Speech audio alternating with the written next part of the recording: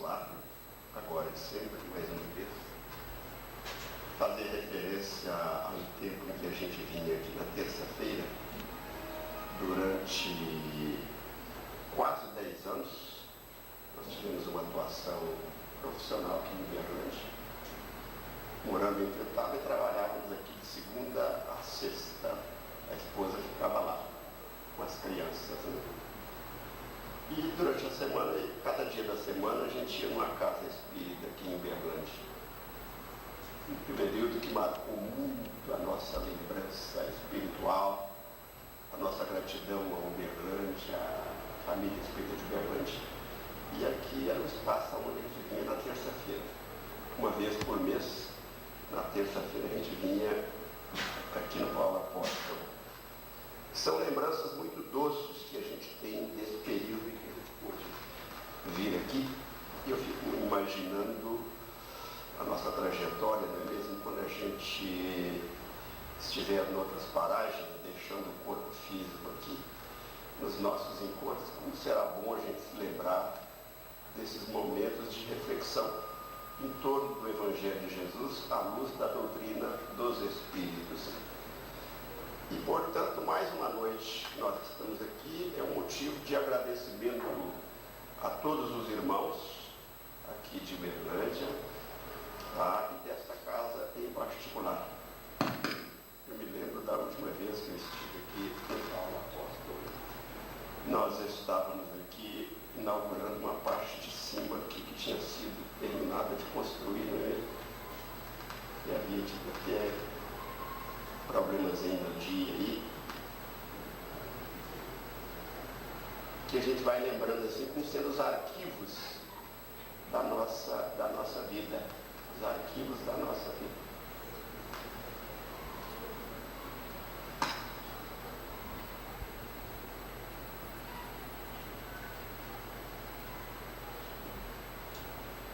Havia um rei muito poderoso que, necessitando de realizar uma viagem, ele chamou o filho primogênito e disse: aí, meu filho, eu tenho que fazer uma viagem demorada, eu tenho aqui recursos amoedados de grande monta que eu deixo com você, para que você me construa um novo palácio. Você vai me construir um novo palácio, quando eu chegar, certamente eu terei todo o prazer de minha alma, porque você é meu filho primogênito, e aí você que eu confio os meus projetos aqui no nosso reino. E viajou o rei. E o rapaz, sedento de prazeres da vida material, junto com amigos loucos, se pôs na dissipação dos recursos. E assim permaneceu por longo tempo, dissipando aquilo que o pai havia deixado. Quando chegou o tempo do pai retornar, ele percebeu que não havia cumprido o desiderato. E começou então a construção com os recursos escassos que sobravam, e eram quase nada. E no lugar que tinha que se construir na construção planejada, tinha que se construir com a colocação de metais nobres, ele colocava latão. E assim foi feito com toda a espécie de exigência, colocando aquilo que podia e às vezes quase nada. Ao fim da sua atividade não havia mais do que um casebre no lugar do palácio que deveria ser construído. Regressando o pai, encontrou o filho cabisbaixo e triste, muito envergonhado diante do pai, que ali estava exatamente para tomar a sua prestação de contas. Perguntando ao filho onde estava o palácio encomendado, o filho disse que iria levá-lo até lá. E indicou para o pai apenas aquele casebre que ele havia conseguido construir. E o pai, olhando detidamente no filho, o filho amargurado, imaginando quais seriam os éditos que derramariam sobre sua cabeça naquele momento, mostrou para o pai o casebre e ficou esperando a resposta. Falou: oh, meu filho, que pena que você não tenha feito aquilo que planejei. Porque, na verdade, eu fiz esse palácio dentro da minha imaginação. que era aquilo que estava reservado para você. Mas se foi isso que você escolheu, é isso que você merece. Esta reflexão de Leon Denis para a nossa tarefa da noite, ela traz exatamente isso aí. Essa imagem da narrativa de Meimei, ela nos fala exatamente do que acontece com cada um de nós quando a gente reencarna. Quando nós vestimos o nosso corpo de carne, nosso Pai Criador coloca nas nossas mãos um patrimônio enorme. Se a gente for examinar o patrimônio que está entregue ao Espírito de cada um de nós, que Jesus chamou de talentos, é mesmo?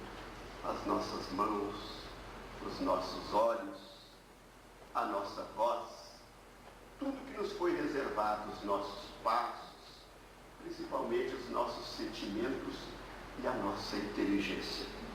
São patrimônios que não podem ser medidos por recursos amoedados. Tal o valor de cada um destes elementos que Deus nos concedeu.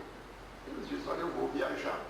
Quando eu voltar, eu vou tomar contas do que eu estou entregando a você. Você vai me construir um castelo para que eu possa realmente ter felicitado o meu coração por aquilo que eu lhe ofereci, meu filho. E quando chegar o dia, aproximar-se o dia da volta do rei, que para nós é o dia do nosso regresso, não é mesmo? Isso se nos assinala com muita segurança, porque os anos passam depressa, não é mesmo? Os meses fogem voando, os dias vão-se num sopro e as horas morrem chegando. E a coisa passa, queiramos ou não. E chega o dia de a gente prestar contas para a nossa consciência. Nós vamos verificar que construção nós tivermos feito. Leon Denis tratou disso aí com o nome de o problema do ser, do destino e da dor. Então, ele fez o livro dividido, um trabalho didático muito bonito que ele fez, tá? Dividindo o livro nessas três etapas: o ser, o destino e a dor. E examinou em capítulos preciosos cada um desses elementos tipificados com cada um dos nomes dados às partes do livro. São vários capítulos tratando do ser, vários capítulos tratando do destino e vários capítulos tratando da dor. Nenhum de nós veio ao mundo por um outro processo, senão esse que nós estamos vendo aí. Seria esta flor delicada, não é mesmo?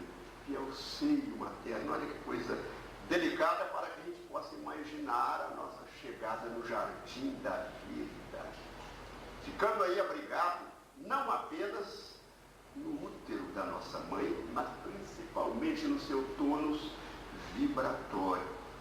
Aquele livro Entre a Terra e o Céu, de André Luiz, da fotografia do Chico, tem exatamente essa questão da acomodação nossa no seio daquela que nos recebeu na qualidade de mãe nesta encarnação nossa. O Livro dos Espíritos nos pergunta se as funções atribuídas à mulher diante da vida são tão importantes quanto aquelas deferidas ao homem. Os Espíritos responderam em O Livro dos Espíritos que mais até é ela que lhe dá as primeiras noções de vida. É interessante, falando do ser, a gente imaginar essa palavra noções de vida, porque examinando esse conceito de noções de vida que o Livro dos Espíritos esclarece como função da mulher, as primeiras noções de vida, tá? Nós vamos verificar que desde antes do ingresso desse corpo físico no útero da mulher, nós chamamos de concepção, o espírito se aproxima dela por um tempo demorado de adormecimento do corpo espiritual e do ser que vai tornar a uma nova vida o palco da vida, não é mesmo? Nesse período, a mãe transmite informações ao filho. É um período demorado antes da própria concepção, que a criatura começa a ter essa percepção. Daí porque com o Denis a gente começa a perguntar: quem sou, não é mesmo? De onde venho e para onde vou? Nós certamente viemos de algum lugar. Tá? Temos que saber quem somos nós. As criaturas, para existirem, elas precisam de alguma coisa, precisam de se reunirem, precisam de trocar ideias. Tem um cineasta recente usando aquela ideia narrada pelas aventuras de Robinson Crusoe. Ele nos trouxe agora um filme recente chamado Náufrago. Ele é um filme de uma pessoa que depois de um naufrágio agarrou-se aos destroços que sobraram no navio e conseguiu aportar em uma ilha deserta. E ali ele foi perceber do que ele necessitava, quem ele era. Aquela hora apareceu muito nítido para ele, porque de onde ele vinha, ele era uma pessoa muito bem situada economicamente, socialmente, culturalmente. Ele era um sujeito muito bem posto numa grande cidade. De um momento para outro, ele se viu ali despido daqueles recursos todos com que ele estava acostumado. E esse filme ele é estrelado por um ator de grande qualidade chamado Tom Hanks, não é mesmo?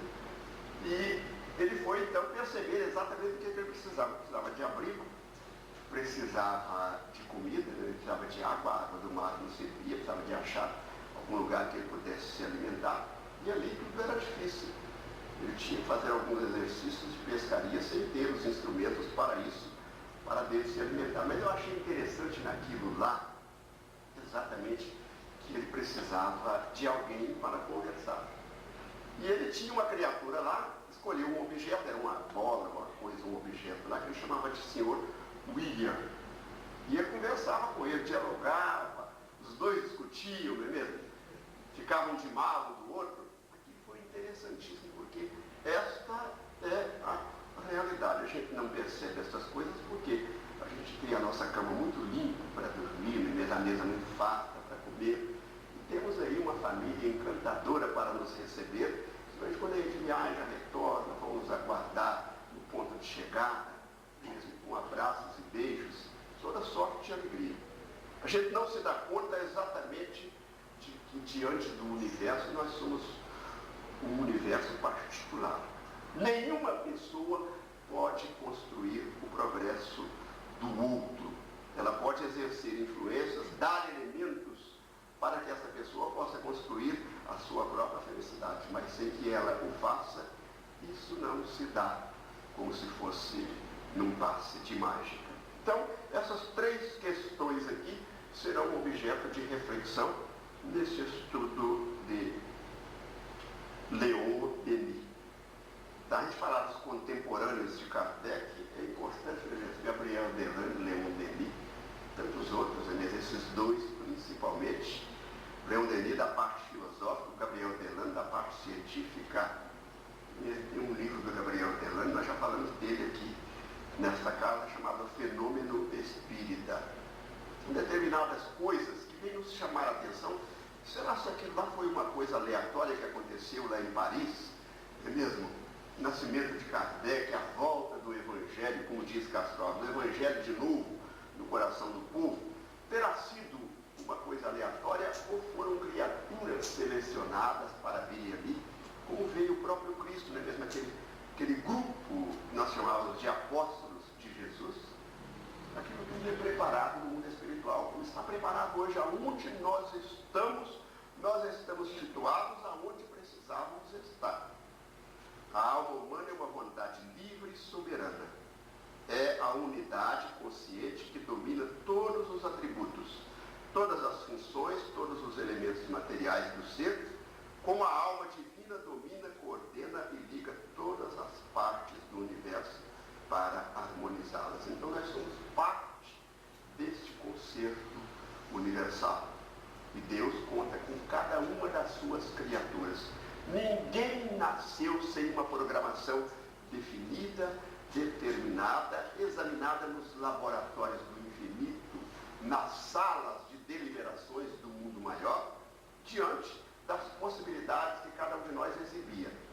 E exibimos as possibilidades que nos permitiram receber o que temos e estar onde estamos, com todos os recursos que nos são propiciados. A alma é imortal porque o nada não existe. E nenhuma coisa pode ser aniquilada, nenhuma individualidade pode deixar de ser. Daí porque nós percebemos que a nossa vida material é apenas temporária. A nossa vida verdadeira é a vida do espírito, que é a alma imortal.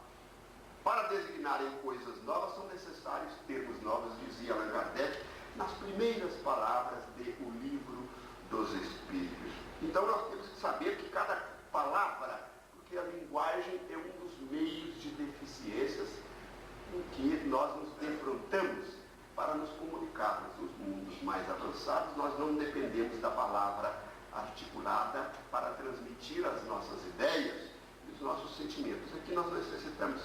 Por isso a gente necessita ainda de palavras que elas costumam nem sempre expressar a realidade. Mas é preciso que a gente saiba que alma é o espírito encarnado. Na concepção da doutrina espírita, todas as vezes que nós dissermos alma, nós estaremos nos referindo à criatura que está vestindo um corpo físico. E quando dissermos espírito, estaremos nos referindo à alma despojada do corpo de carne.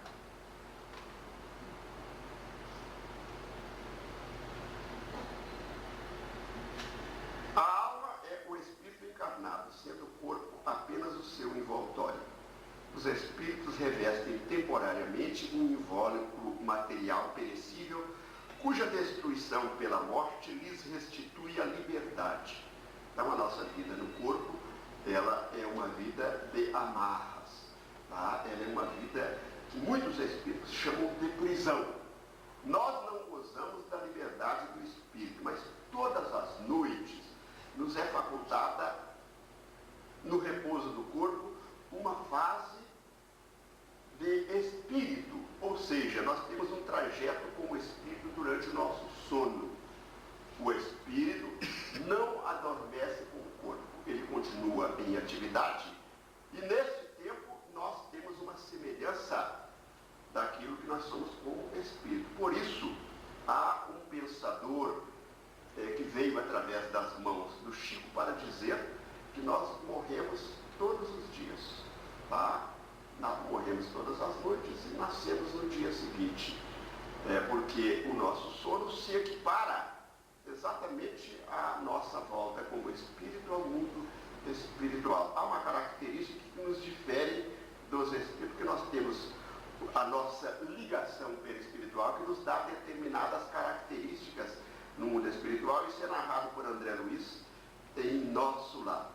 A encarnação dos espíritos se dá sempre na espécie humana. Então aquela teoria da metempsicose foi um equívoco, tá, de Platão.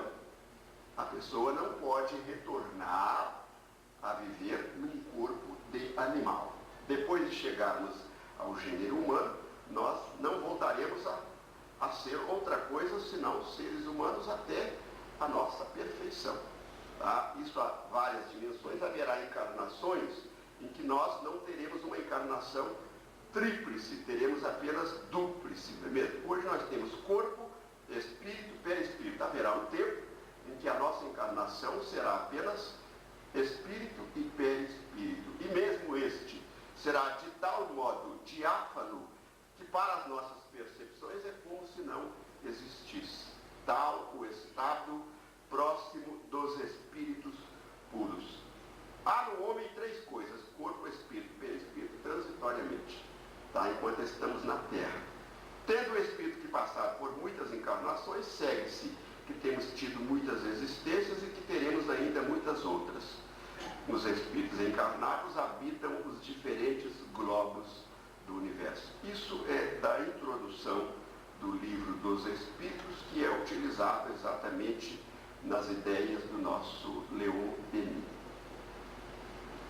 Temos que ver a respeito de termos chegado à Terra no conceito de parentela, porque a gente costuma aí proclamar que a nossa grande conquista é a família, tá?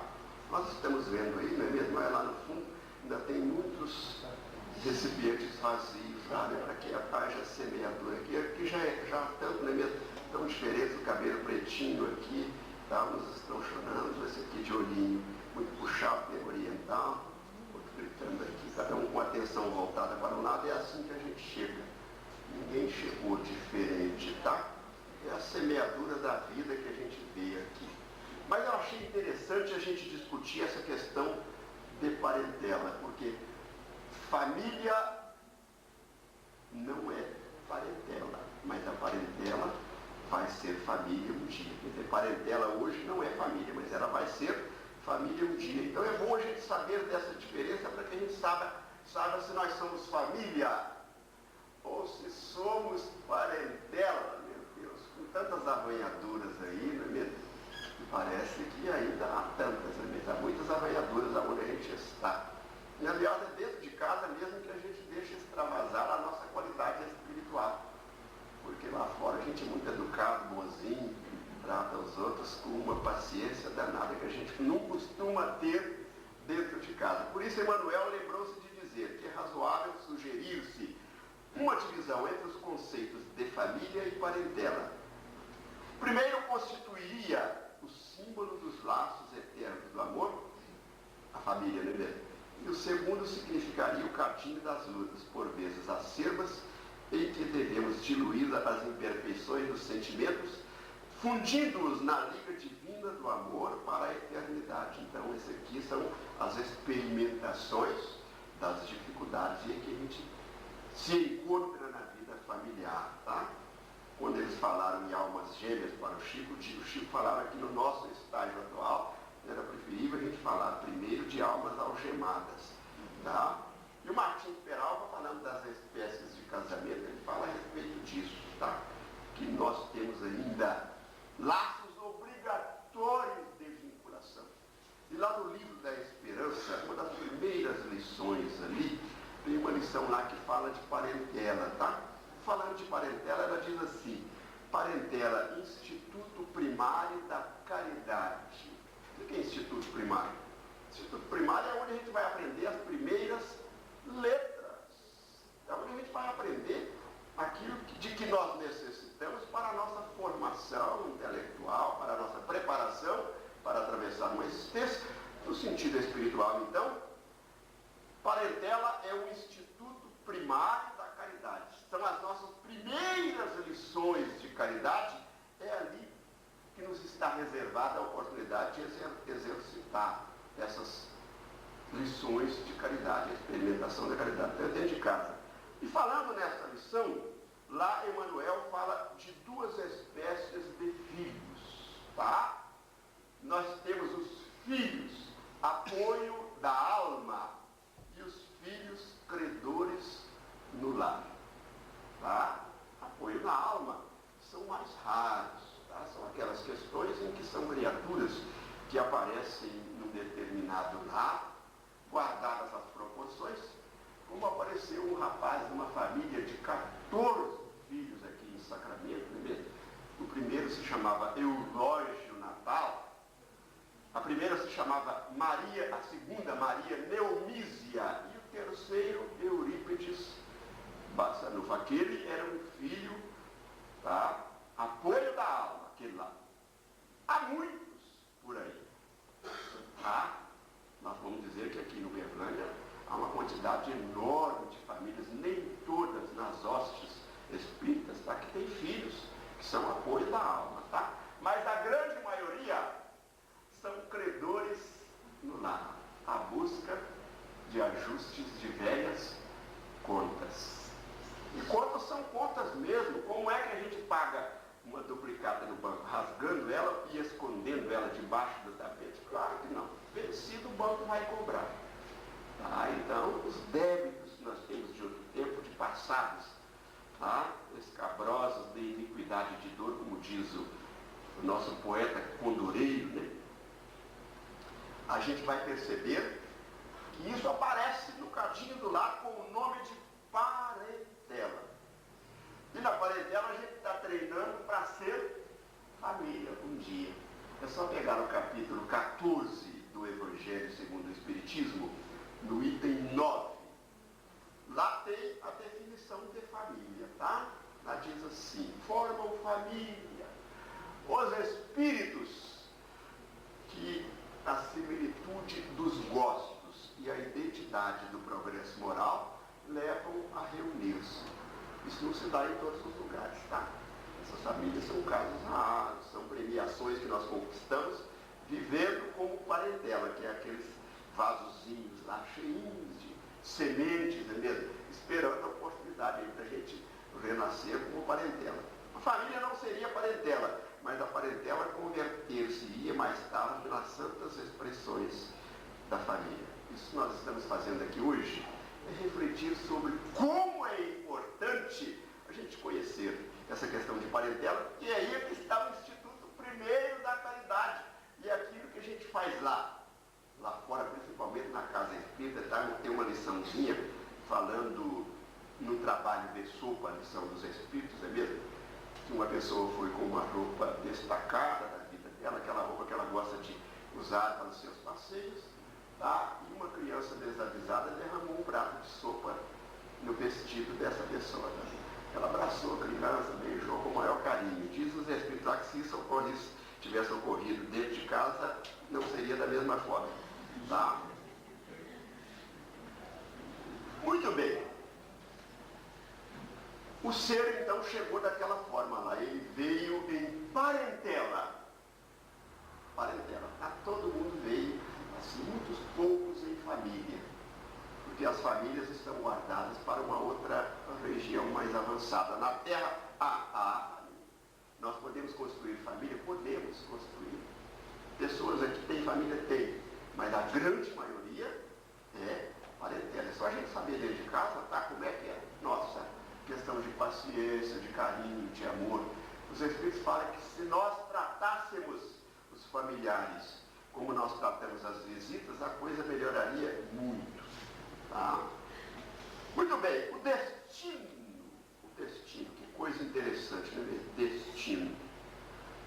Nós vemos então que diante da filosofia na Terra, de todos os conceitos, todas as escolas filosóficas da Terra resultaram 5 teorias a respeito, 5 doutrinas a respeito do destino da criatura humana, que somos nós. Primeiro, os egípcios descobriram lá, que não tem jeito da gente perpetuar a vida. Eles tentaram de todas as formas, tá? Perpetuar a existência, criaram o sistema de mumificação dos corpos, pensando que um dia poderia voltar naquele corpo, porque não satisfazia a eles uma ideia de ter uma outra existência que não fosse com aquelas conquistas que ele tinha, a mesma família, o mesmo patrimônio, o mesmo lugar. Ele queria perpetuar aquilo. Era aquele apego que ele tinha no círculozinho vicioso, tá? Essa ideia de ter uma outra família para expandir-se em termos de universo, para que a nossa família seja a humanidade inteira, não passava pela concepção daquelas criaturas muito avançadas em termos de concepção espiritual. Eles já conheciam lá a questão da reencarnação, o corpo, espírito e perispírito. Eles chamavam de lá, Ba e Cá, os egípcios. Então, dentro dessas doutrinas, nós temos a primeira delas, que é a doutrina materialista, para a qual a nossa existência é puramente material. O que existe aqui são questões do nosso corpo, da nossa memória, do nosso coração, do nosso aparelho fonador, da nossa visão, e nada mais do que matéria. Nada existia antes da minha concepção, eu me tornei uma pessoa que vai deixar de existir no dia da minha desencarnação, que eles chamam de morte. Daí porque todas as inclinações que eu tivesse para proveito da vida, elas seriam apenas uma chamativa inteligente. Seria de muita lógica que eu me aproveitasse o máximo de propiciadas, porque isso terminaria um dia e eu não teria nenhuma vantagem pelo bem que eu tivesse feito, pela consideração que eu tivesse tido com as outras pessoas, pelo respeito que eu tivesse tido para com o direito dos outros, e também não teria mérito nenhum por aquilo que eu fizesse de aprimorar os meus sentimentos, as minhas qualidades. Eu faria isso enquanto isso fosse útil na minha vida material. Fora disso, nada mais. Portanto, seria uma irresponsabilidade total a nossa existência, não é mesmo? A existência materialista. Depois nós teríamos a doutrina panteísta. Ela não difere muito da primeira, porque para a doutrina panteísta, nós somos originários de um todo universal. Seria como se a gente, numa porção oceânica, nós tirássemos dali uma gotinha do oceano, tá? Tira ela se individualiza, se conscientiza, se torna uma criatura e atravessa um determinado tempo com a sua individualidade. Terminado aquele tempo, porque nada é eterno, não é mesmo? Terminado aquele tempo, tudo que é do pó ao pó retorna, o que é matéria tem começo, meio e fim. E, portanto, terminado aquele tempo de vida daquela individualidade, ela voltaria ao oceano e perderia a sua individualidade. Seria como a gota voltar para dentro do oceano e se misturar novamente com a água sem nenhuma individualidade. As consequências morais dessa doutrina são as mesmas da doutrina materialista. Eu não teria que temer nada pelo mal que eu fizesse, mas não teria também que aspirar nada pelo bem que eu fizesse. Nenhuma nem outra coisa existiria. Portanto, eu seria um tolo se eu não tirasse todo o proveito que os meus sentidos me permitissem, sem importar que mal isso ocasionasse às outras pessoas com quem eu me relaciono. Elas que se virassem, eu tiraria da minha vida, aproveitando-me dos descuidos delas, todos os proveitos que me fosse possível, tá? Essa é a segunda doutrina, a panteísta.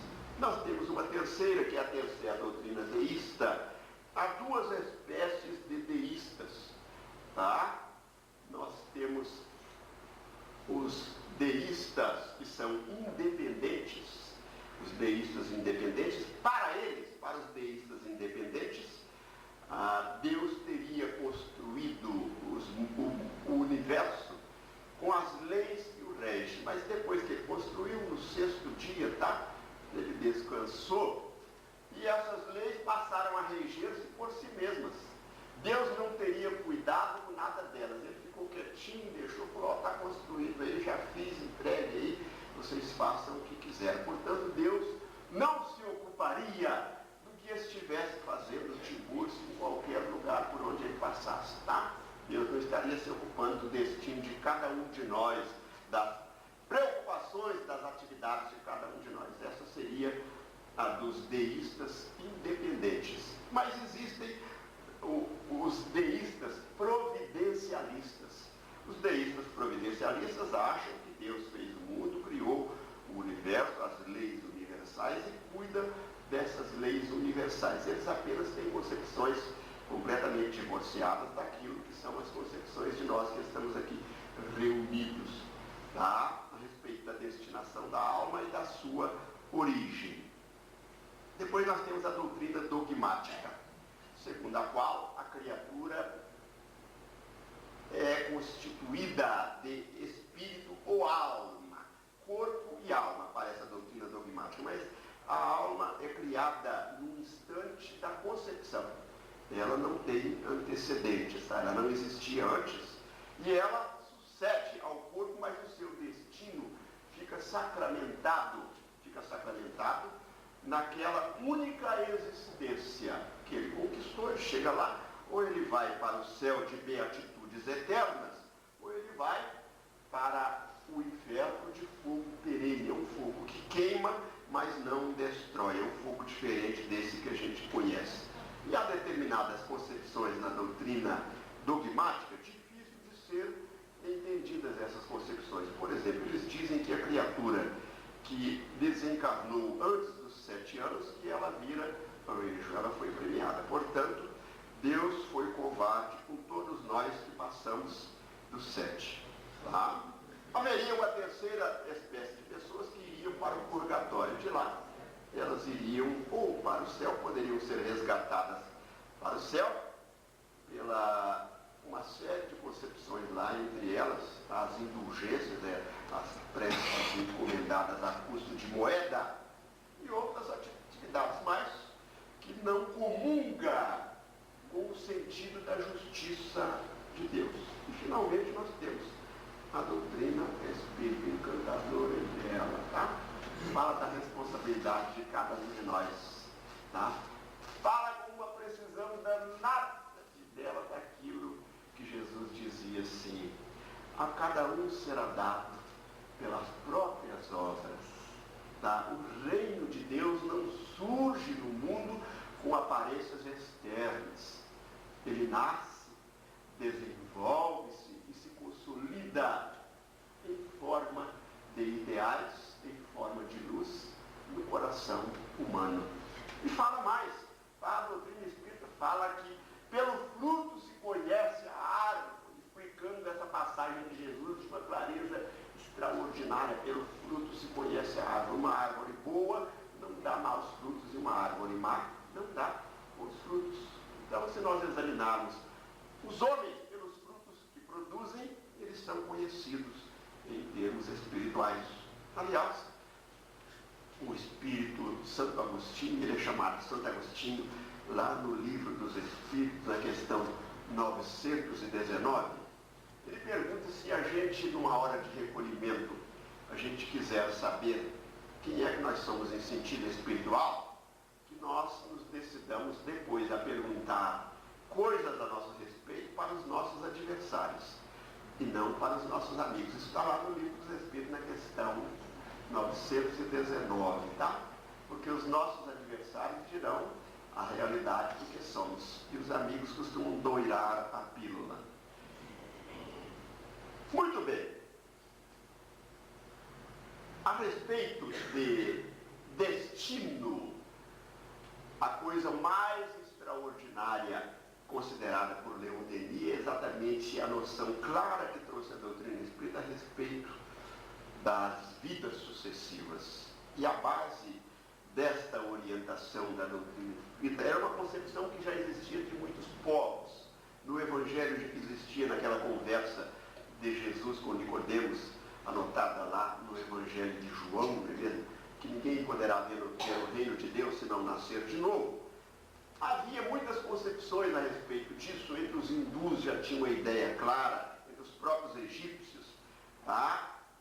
Nós já tínhamos uma ideia clara a respeito da reencarnação, mas com os detalhamentos que a doutrina espírita nos trouxe pela lucidez de Allan Kardec, o bom senso encarnado, nós não tivemos antes na história da humanidade uma posição tão nítida sobre a reencarnação. E começa na questão 166 de O Livro dos Espíritos, da parte segunda do Livro dos Espíritos. Como pode a alma que não alcançou a perfeição, durante a vida corpórea, acabar de depurar-se? O Espírito respondendo, sofrendo a prova de uma nova existência. Aí Kardec faz um complemento A. Como realiza essa nova existência?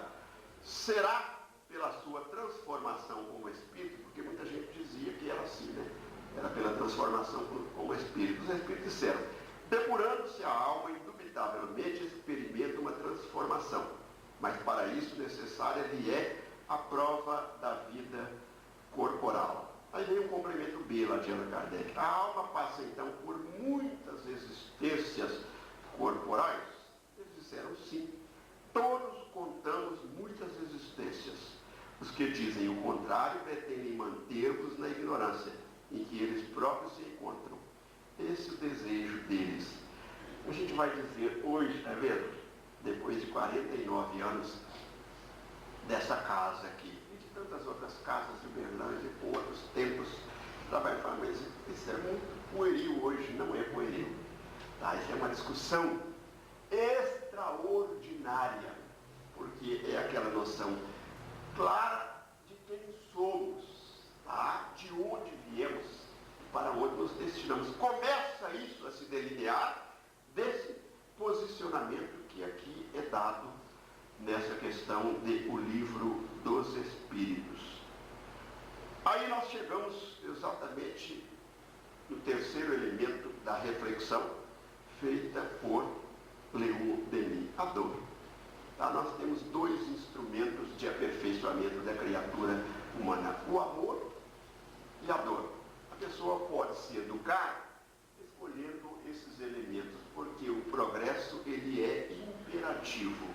E a lei de Deus se coloca diante dessa imperatividade, exatamente possibilitando que a pessoa possa educar-se através da própria natureza, E é isso que a gente vê estudando lá o Evangelho segundo o Espiritismo, no capítulo 11, no item 8. Em sua origem, o homem só tem instintos. Quando mais avançado e corrompido, só tem sensações. Quando mais instruído e depurado, tem sentimentos. Interessante, quando ele fala de instinto, ele usa aqui o só tem instintos, né?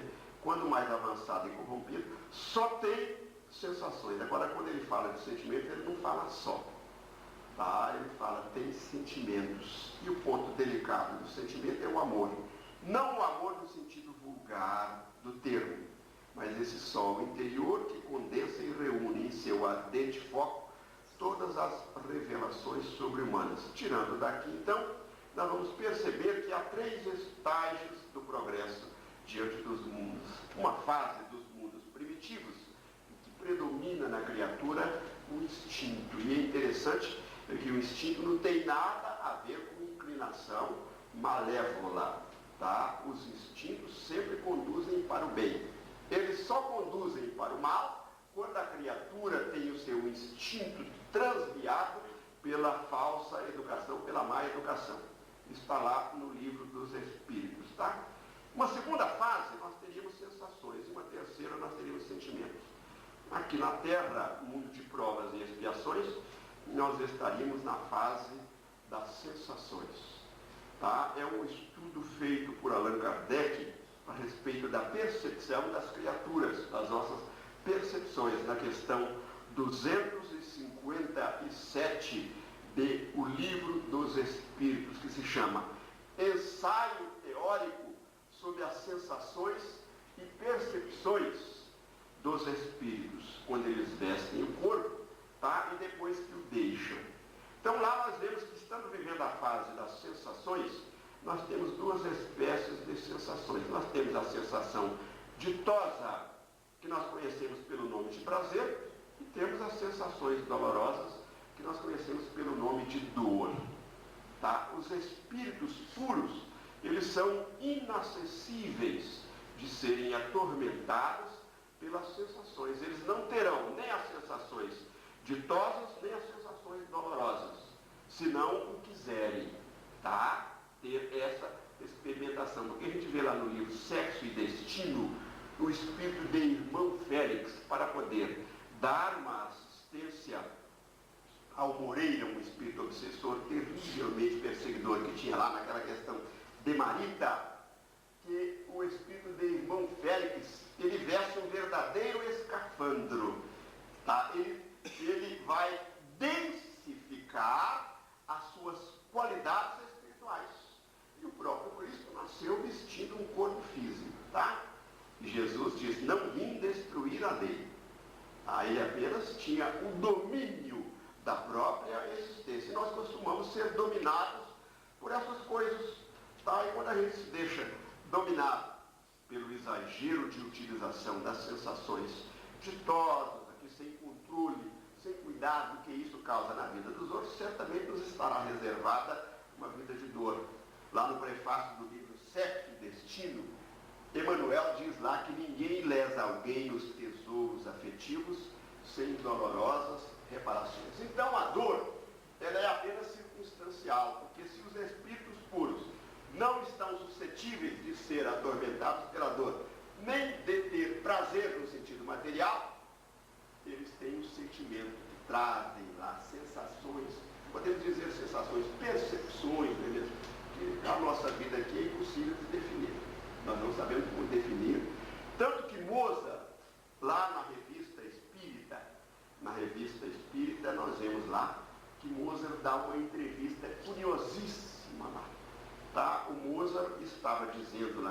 revista espírita que ele estava passando por um processo de esquecimento terapêutico no mundo espiritual, para que ele pudesse esquecer a música que ele tinha trabalhado aqui na Terra, para ele poder adentrar em outros institutos onde ele ia cultuar um novo tipo de música. Porque ele estava aqui trabalhando na Terra, segundo o Livro dos Espíritos, ela não seria semelhante para os mundos mais avançados ao canto do selvagem. Está escrito isso lá no Livro dos Espíritos, tá? A respeito dessa melodia. Imaginemos como é que nos encantou a música de Mozart. Foi lá na revista Espírita, estava dizendo que ele estava fazendo uma terapia de esquecimento daquela música dele para poder entrar na nova escola de aprendizagem da música espiritual. Aí a gente sabe então como é que se... Porque esse prazer que a gente fala aqui é comer uma macarronada com frango no domingo de manhã, não é mesmo? É esse prazer aqui material. Tá? E a sensação dolorosa não tem nada de mal. Comer uma macarronada no final de semana aí com frango, tá? Mas a gente vai perceber que isso aí não guarda nenhuma relação com aqueles sentimentos superiores. Né? A pessoa não consegue entender a alegria, senão aquelas que propicia o corpo físico, a matéria densa. Não são dessas alegrias que os Espíritos falam. E o Leon Denis fala isso com uma precisão danada, os encantamentos que nos são reservados para a nossa perfeição. Vai levar muito tempo para o Tiburcio, ainda muitos milênios ainda. Tá? Mas vai chegar lá, mais tarde ou mais cedo. Nem todos chegam ao mesmo tempo. E aí eles explicam lá na questão que nós falamos do Livro dos Espíritos, olha lá. Durante a vida o corpo recebe impressões exteriores e as transmite ao espírito por intermédio do perispírito. Uma vez morto, o corpo nada mais sente por já não haver nele espírito, nem perispírito. Este, desprendido do corpo, experimenta a sensação. Porém, como já não lhe chega por um conduto limitado, ela se lhe torna geral. Os espíritos não sabem dizer se ele sente dor no cabelo ou na unha do pé. Tá? Ora, não sendo o perispírito realmente mais do que simples agente de transmissão, pois que no espírito é que está a consciência, lógico será deduzir-se que se pudesse existir perispírito sem espírito, aquele nada sentiria exatamente como um corpo que morreu. Se você pegar um defunto, corta um defunto nas escolas de medicina de dissecação de cadáver, né, mesmo do cadáver, nada sente. A mesma coisa ocorre com o perispírito. Havendo perispírito sem espírito, esse seria inacessível às sensações, à dor, a qualquer tipo de percepção, tá? Ele não teria percepção. Por isso, a gente chega então a uma conclusão clara de que todas as nossas percepções são sentidas pelo espírito, tá? Estão sediadas no espírito. É o que se dá com os espíritos completamente purificados, que não estão suscetíveis mais de sensações dolorosas, tá? E nem ditosas. Eles podem ter sensações ditosas, mas elas não se confundem com o sentimento. A dolorosa, não, eles não estão mais suscetíveis de sofrer a dor. Se o fazem em tarefas de renúncia, como fez Alcione, reencarnando lá naquele livro lindíssimo de Emmanuel chamado Renúncia, não é mesmo? Ele encarnou lá, não, você não precisa voltar, mas eu quero voltar lá. Você não vai conseguir, ele não vai atender a você, mas eu preciso estar perto dele porque eu o amo. Tá? É por amor que os espíritos fazem isso, e eles estão conosco, tá? Em toda parte, permitindo que a gente se reúna numa casa e num momento delicado como esse em que nós estamos. Tá? Então isso está em Allan Kardec, Livro dos Espíritos, questão 257. Tá?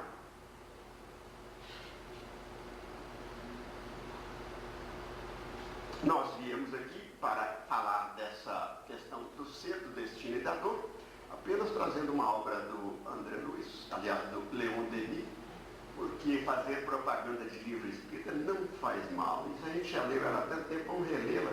Nós estamos vendo aqui nesse mar tempestuoso aqui, estamos vendo um grande navio aqui, não é mesmo?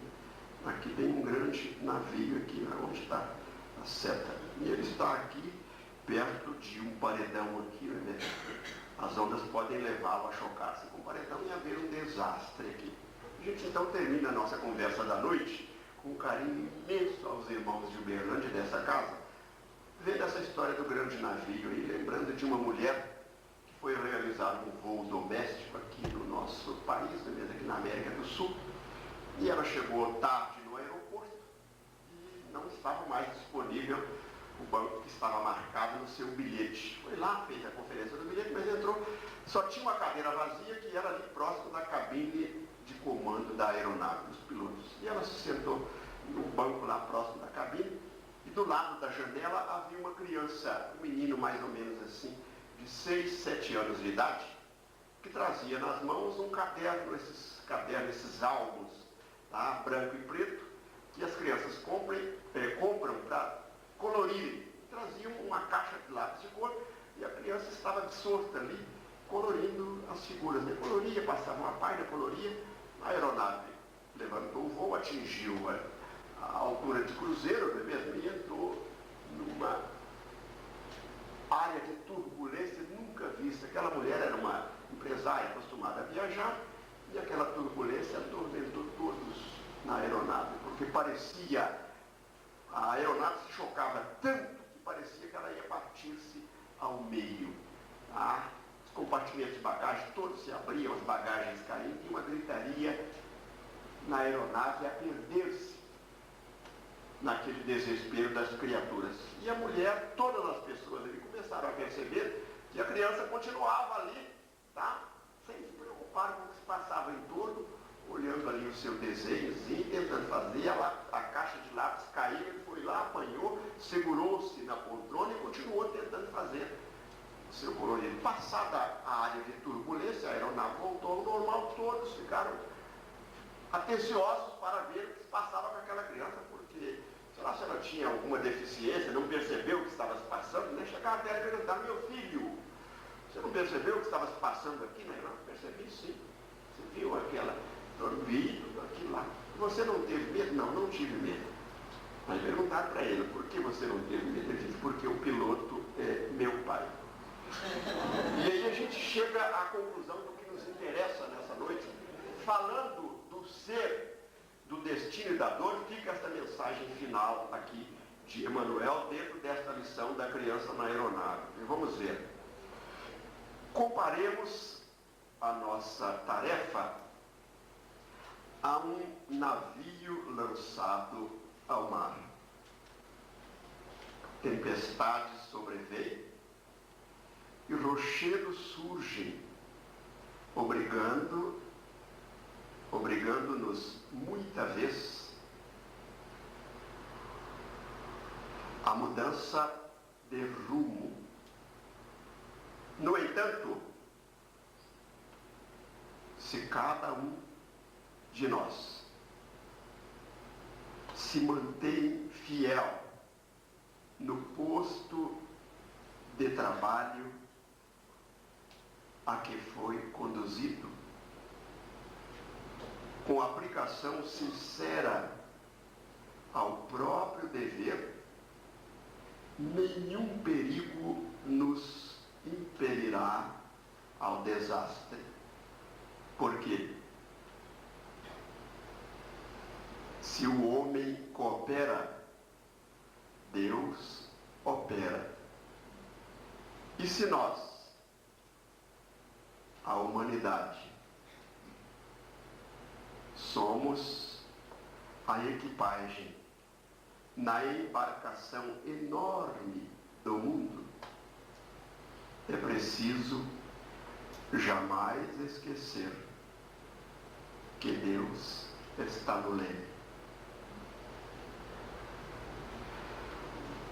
Eu tenho trabalhado muito com literatura na minha primeira fase de preparação nessa existência. Eu trabalhava na rede pública de ensino de Minas Gerais, lecionando literatura portuguesa, brasileira. Tá? A gente só pode falar isso aqui dentro do centro, porque se falar lá fora, eles falam que a gente é fanático. Tá?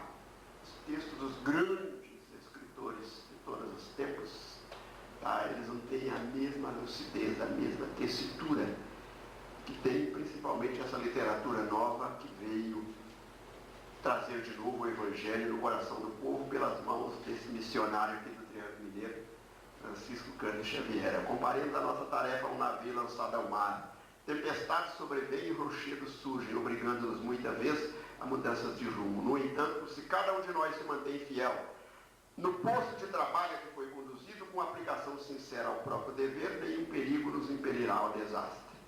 Porque se o homem coopera, Deus opera. E se nós, a humanidade, somos a equipagem da embarcação enorme do mundo, é preciso jamais esquecer que Deus está no leme. Que bondade de Deus, é mesmo?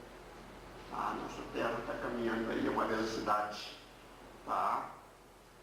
Ela percorre uma distância de 2.400.000 quilômetros por dia, né? 104 mil quilômetros por hora. Nós estamos quietinhos aqui, né? Parece que está tudo bem, não vai ter problema nenhum.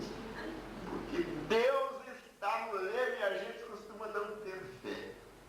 Tá? Então eu lembro da dona Zildinha Batista, aquela que passa as páginas lá para o Chico lá psicografado. Durante 40 anos a dona Zildinha, mulher do Ícaro, né? Minha esposa do Ícaro, que era pequenininha, ela passava. E a dona Zildinha, poetisa danada, tá? Examinando lá o Anuário Espírita de 1970, eu vi lá umas trovas da dona Zildinha e encantei com as trovas dela. E uma delas, eu deixo, depois que nós falamos aqui de que Deus está no leme, a gente fala do problema de fé, né? A gente não tem fé, estamos desesperados por muito pouca coisa, tá? Não sabe levar a experiência como devemos. Tá? E aí a dona Zildinha dizia assim, e é isso que eu deixo para a reflexão final de todos nós, ela dizia assim: o mar examina o cais pela força da maré. Sem golpes de sofrimento, ninguém sabe se tem fé. Que Jesus nos ampare agora e sempre.